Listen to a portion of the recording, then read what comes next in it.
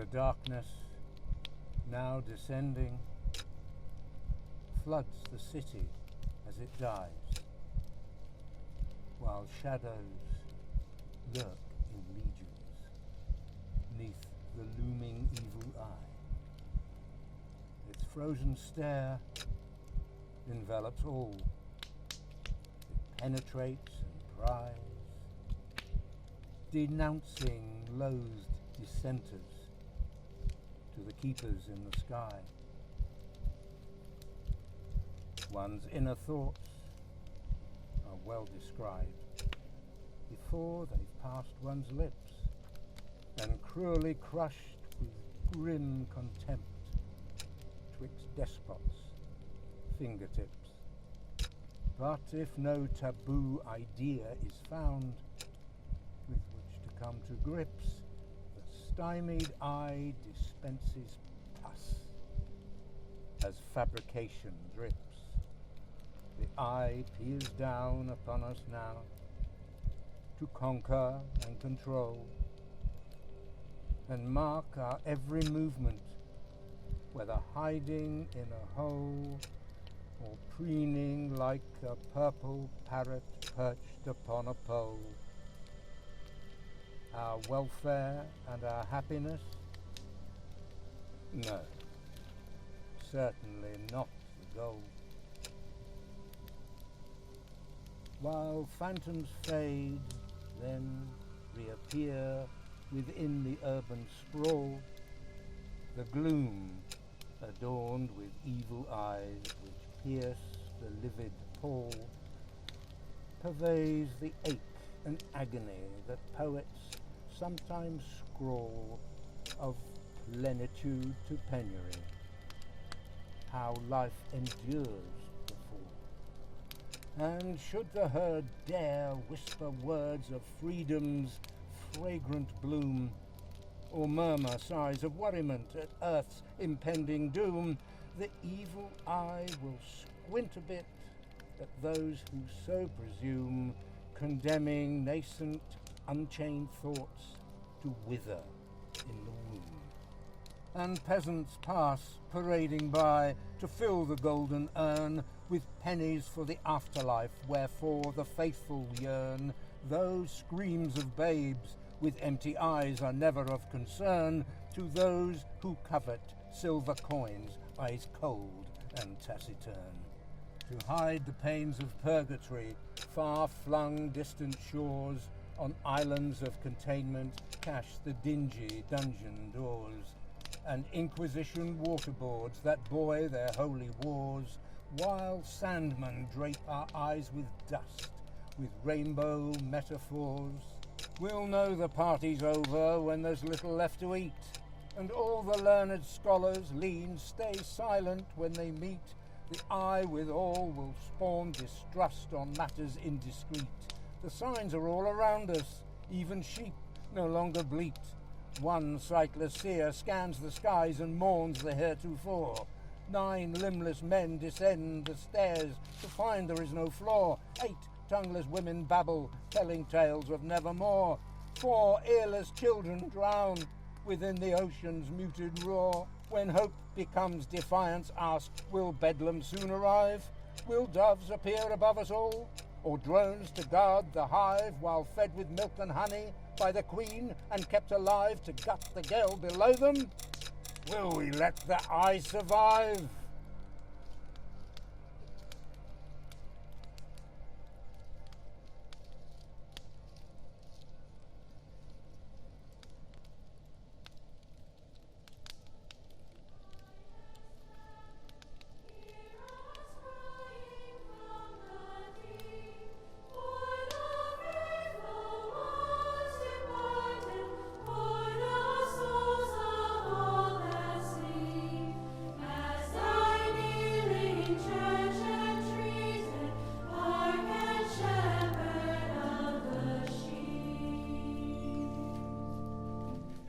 Where do we go when we die? Is it the grave? The ground? Just nothing? Is it maybe heaven? Or hell? Will we regret our choices? Will it be too late to regret our choices? Does it even matter? Will we even know about it? Will people miss us?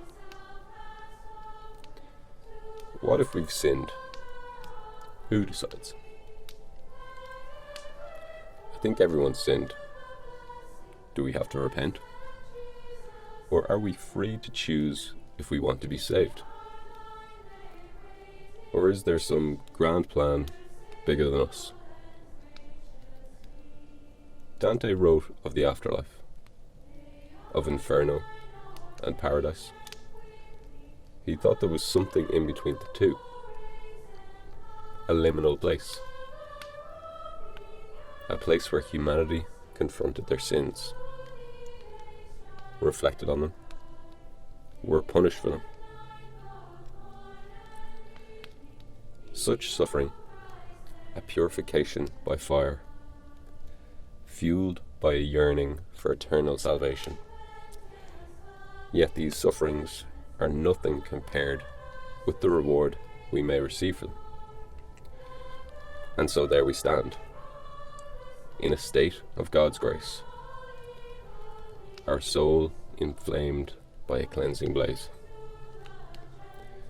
the deadly sins ready to be erased from our spirit.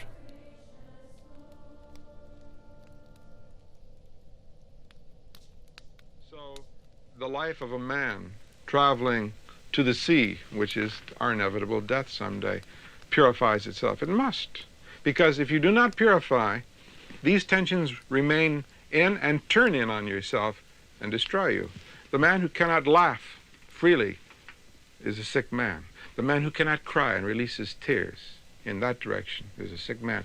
The man who cannot be violent through exercise, through sports, through acting out his violence in paper or painting or acting on a stage is a sick man. The never-failing voice of fools, for this twisted love of self brings to you nothing but the torments of hell. Like Crabtree, that's the result you're gonna get. Don't you ever talk about me. In your own strength you trusted, and you strive to be stronger than all the others around you. A life dominated by pride is no life at all, but a competition. Be little in your own eyes, and to others you will appear more glorious. Makeover on their friend's profile, they revealed a vulnerability. How did you get almost 400 likes on your profile picture? Exactly!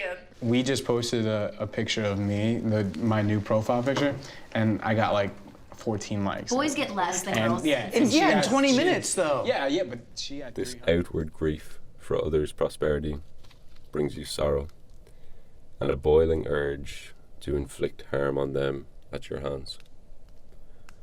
Give up this unhappiness and see the world freely with your own eyes.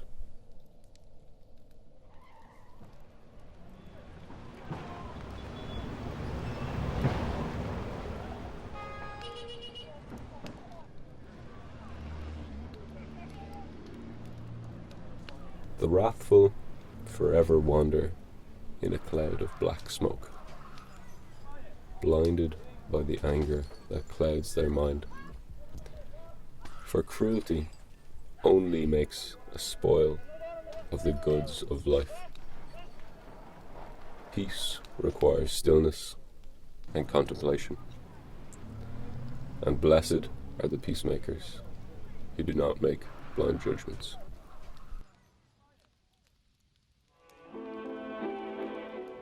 Americans and their automobiles, love at first sight. During the early courtship, we took them to dinner and a show.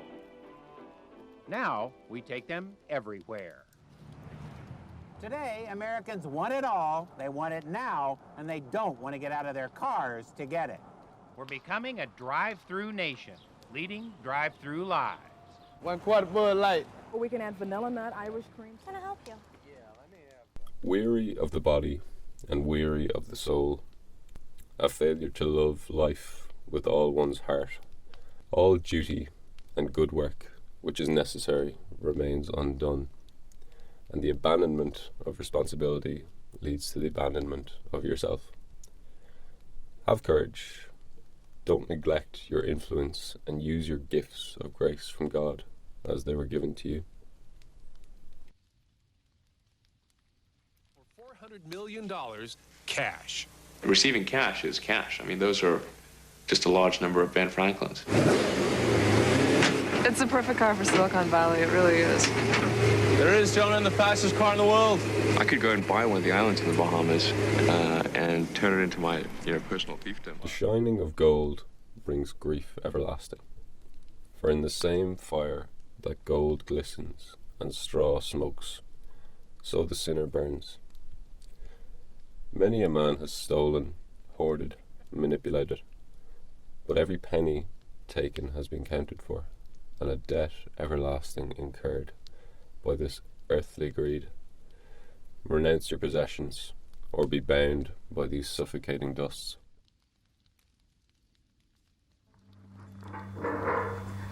McDonald's!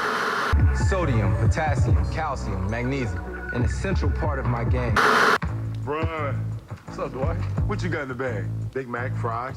I'll play you for it. I love America so much, I'm making an all-American Jack combo. 2 jumbo patties with melting cheese, lettuce, tomato, and pickles, plus fries and a drink for only... Into your body, so much you have gorged, that you are now forced to gorge what is not yours. Your actions leave the needy without bread or water, and in your self-obsessed mind, you sold your birthright. Blessed are they who are so illuminated by grace that the love of food nor drink does not kindle their desires beyond what is fitting. I just haven't time to talk. We tried to turn around and wiggle. It's just fun, and it was. It's more fun than when you've actually people watching you. You know, you're giving somebody enjoyment. No, we don't expose that much of our bodies, but people enjoy it immensely, and when you find you're giving them enjoyment, well, you put more into it. A man's slave to his desires is chained by his own thoughts. Virtue is found in restraint, and the bedrock of a strong soul. It's hard to love, but following these desires of lower appetite, contrary to reason, is made easy. Do not make your reason subject to desire, and run through the wall of flame to cleanse yourself.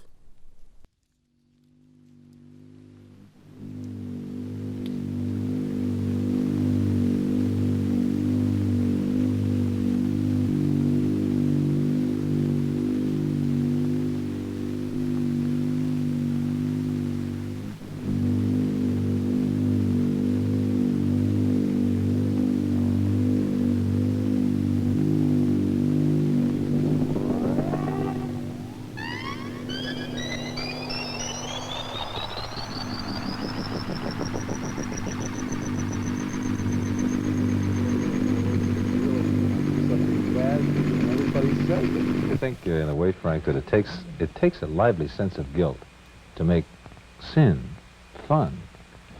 And I think that they're being victimized and they don't even know it. You're being victimized right now. Do you know it?